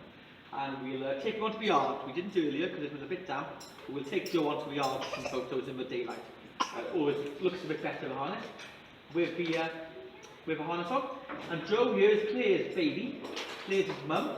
I was mentioning this morning that Claire's father very much rescued Joe in the fact that Joe sadly lost his mother when he was 2 months of age. Very sad start to life for Joe. Lost his mum when he was a young'un. He passed away suddenly of colic, and vet didn't arrive on time to save the mother sadly. Joe was sold 3 months later at 5 months of age. Claire's dad had popped along to a local mart to buy a couple of ponies and walked away with a 5-month-old child, as you do. And 5.5 years later, here he is. He's this beast. He's this beast is the word. He was on the bottle, of course. He had no mother. His mother passed away, and he was being fed milk on a bottle, of course, at a young age. Claire had to become mum, and basically had to feed him a bottle of milk a day after the sale. And for a good few weeks, Claire tells me, a good few weeks after the purchase, Joe was bottle fed by Claire, a bottle of milk a day. He only needed 1 bottle because obviously he was 5 months old, but he still needed a bit. He was beginning, and he's now 6 with his board. His board is on the yard today. He's now, he's got 6.5 actually. He's kind of spring 2010 born. So he's 6.5 nearly now, so about 6 years Claire and Joe have been together. And, you know, they're inseparable. I mean, Joe will drive Claire bonkers, as any children will drive their parents bonkers from time to time. Like that. Oh, yes, just like that. Yeah, he's a bit of a monkey with a wants to be. Yeah. Just like that. Yes. He wouldn't necessarily do out of anybody else, but it's mum, he can get away with it, so he thinks he can. And mum wins every time, there's no point in trying. Claire will win. He's a very versatile young man because of his upbringing and the fact that he's got this bond with Claire. Well, Claire can get him to do more than most horses of his age probably would. Certainly compared to the other horses we have, he's a versatile young man. He's a ridden horse. All of our horses that are old enough, we ride. My grandfather, he was working the land with the horses back in the older days, didn't ride shires. Of course, he worked a shire from behind, your ploughing or your chain harrowing like we did with Joe earlier and all that. Not nowadays. What we do instead is we ride them. It's an easier way to work them, keep them fit. They have got muscles and joints, as have we, and they need to be kept active. So if they're not slowing down, they're not seizing up, and they're not going to contract the arthritis, just like we can. You know, if you think about it, it makes sense. The more they work, the longer they should live. And Joe, we ride him more because it keeps him fit and active. My grandfather, JR, I think he'd be looking very bemusingly at us. What are you doing riding a shire horse, you know? But of course, you know, if it keeps him fit and active, then I don't think grandfather would, because we haven't got the time to commit to working them hours in a day, ploughing or harrowing like they did in older days, because it isn't economical. The tractor can do it much more productively. So you've got to adapt and evolve as time goes, and that is what we've done. The more they work, the longer they should live. Have any of you guys got cats or dogs at home? Yeah. How many, we have a birthday, how many years do we say a cat or a dog has for every year in our life? 7. Len Goodman would be proud of you. 7? Yeah. It is indeed. For the horses here behind us, we're talking 3 or 4. So we have a birthday, they have 3 or 4, to give you an idea as to how old they age compared to us. The more they work, the longer they should live with that.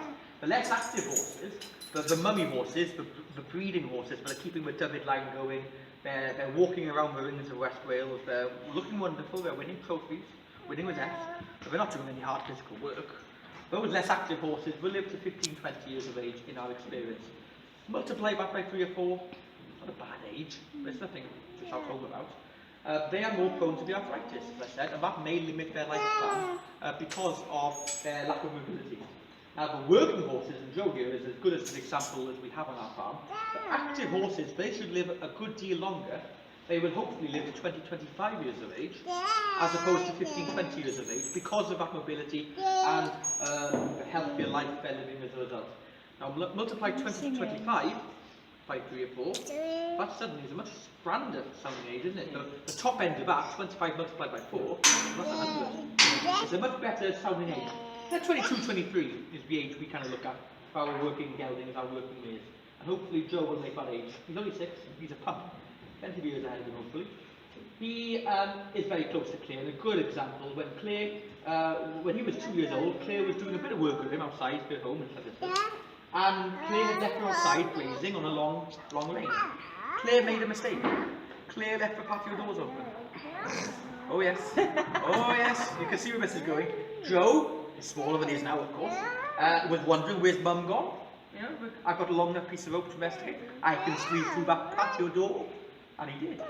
And before Claire knew it, he's ambling in behind her into the kitchen, eating all the apples off the worktop.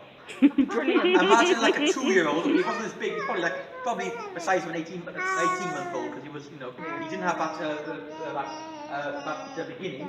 But, you know, imagine a horse of that size ambling into your kitchen, you know, as if he owned the place. So Claire's mum was apoplectic. Get that horse out of my kitchen. Sadly, he's never been allowed back since. She's licking the slate. Sadly. But imagine that. You don't get many shyness believing they can just wander in like that. When Claire comes back, I'll ask her ask her to tell you what his little Christmas treat is, because he's so spoilt because of their bond.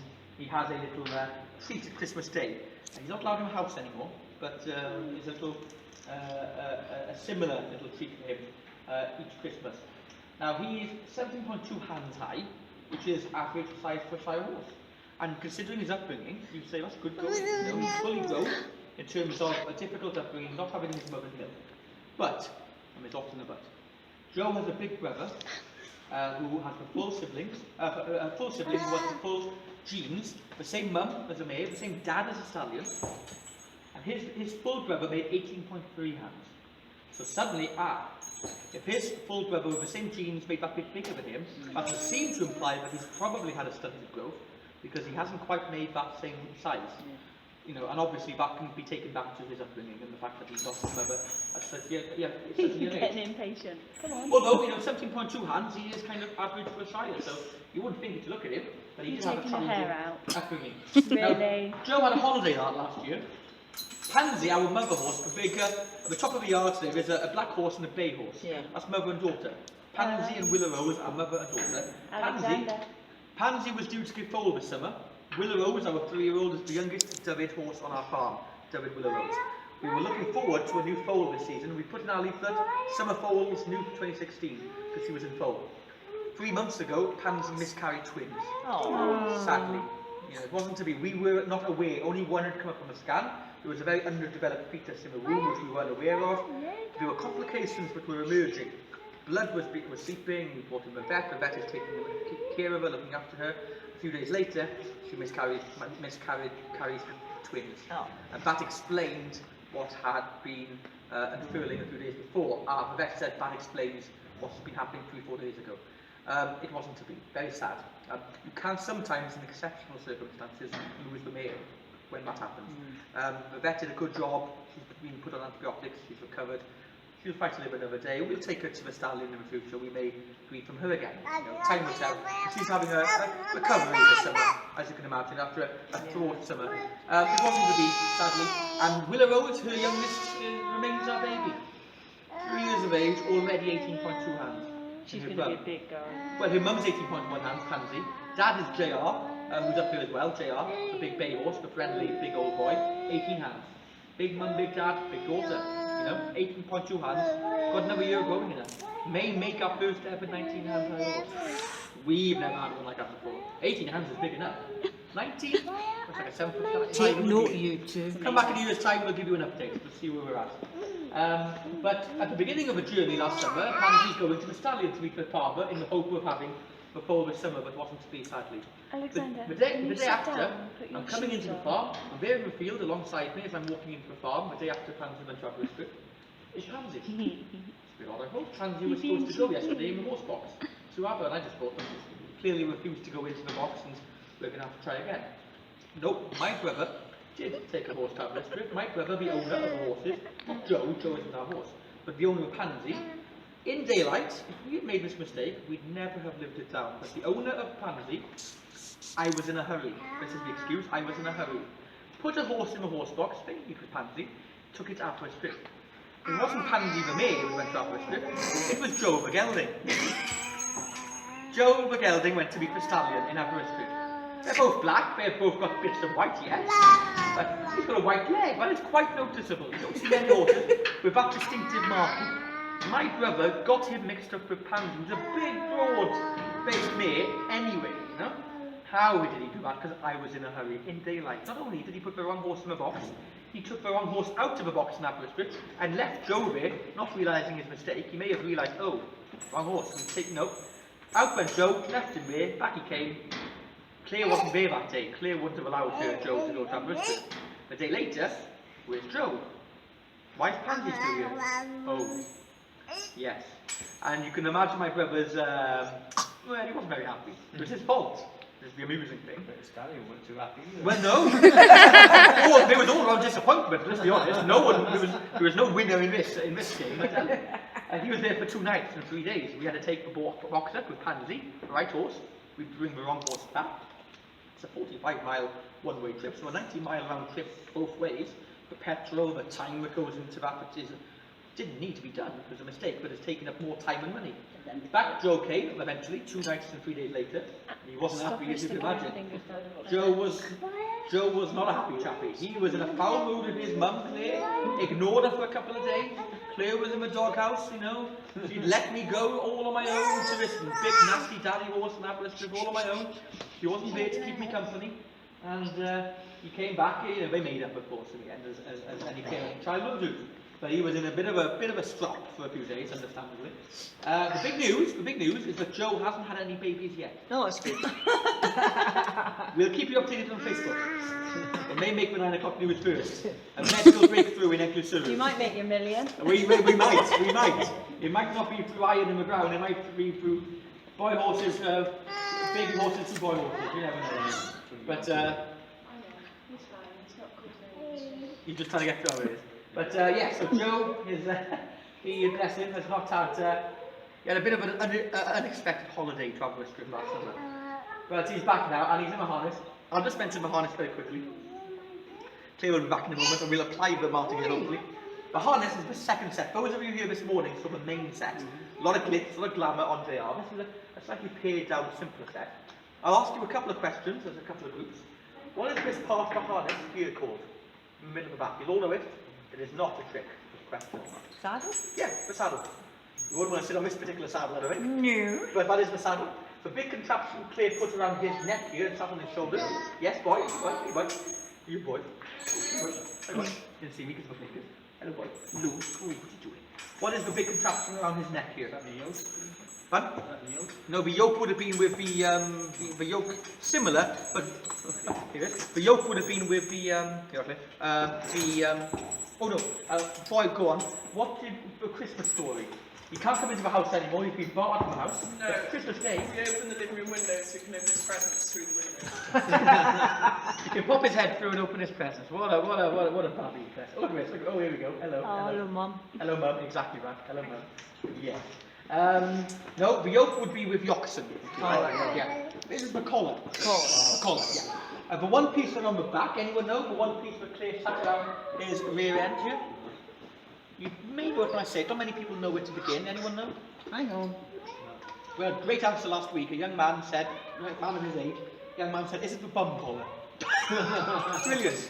Best answer in 2016, Claire. We're not beating that. Bum collar. No, not quite. Good answer. It's the bridging. The bridging. And the bridging, the saddle, the collar is held together by the 3 chains here, the back chain, the bridging chain and the tug chain holding it together. If Joe was doing the cart work, well today the horse and cart, we did with Santos in the back.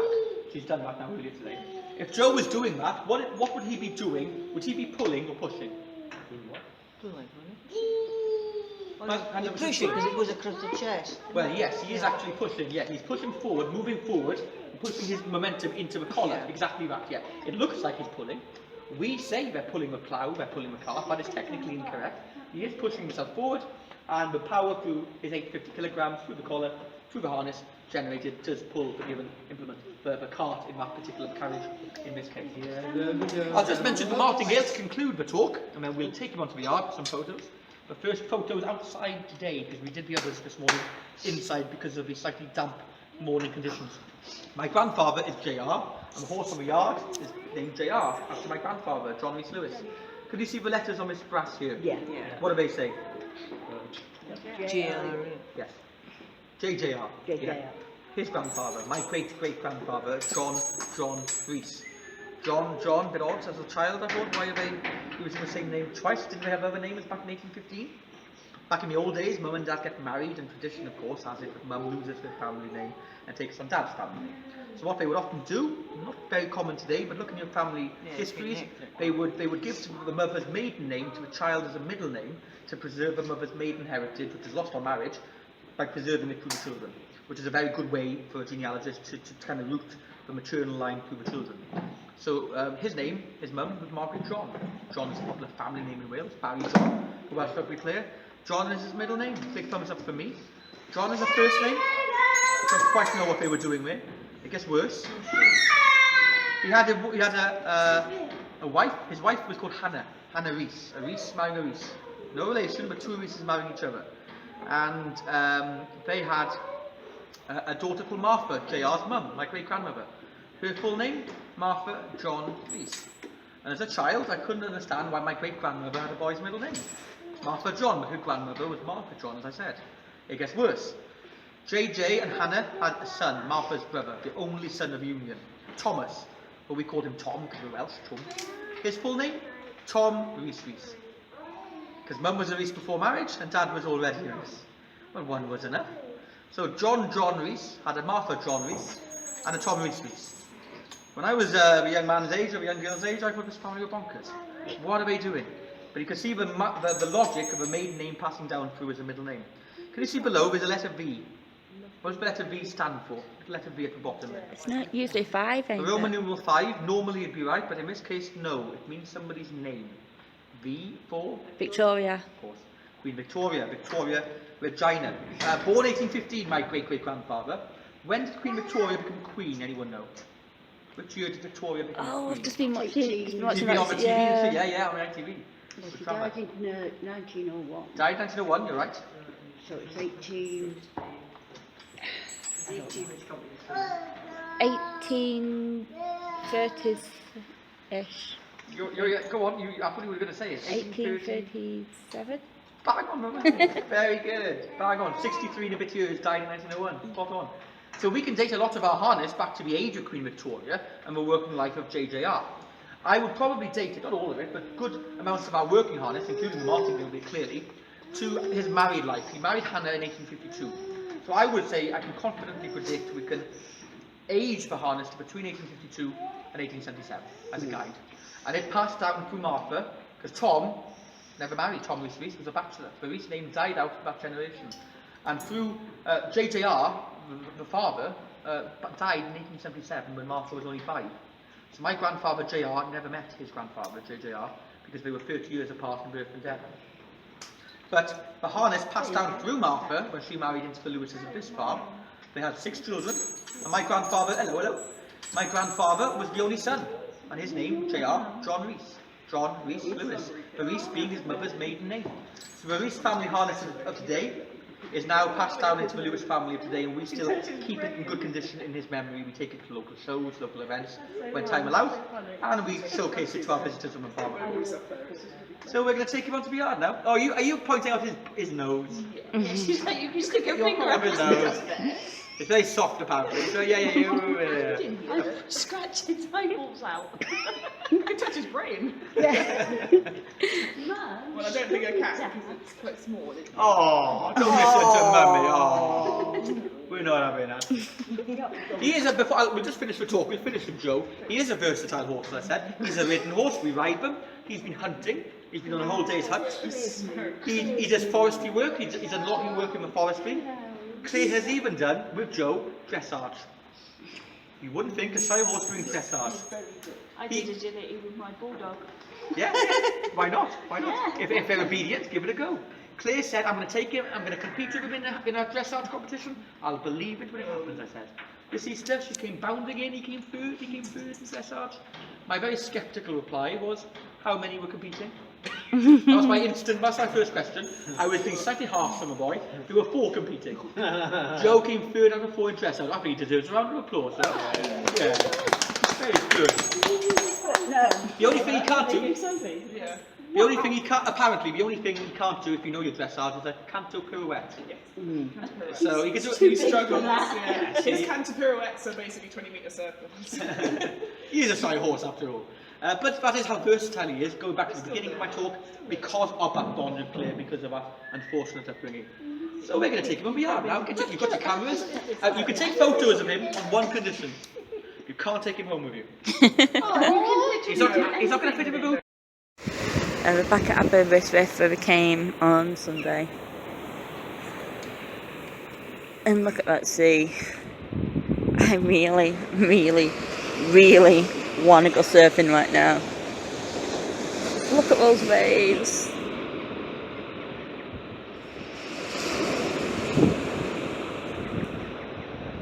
It's amazing.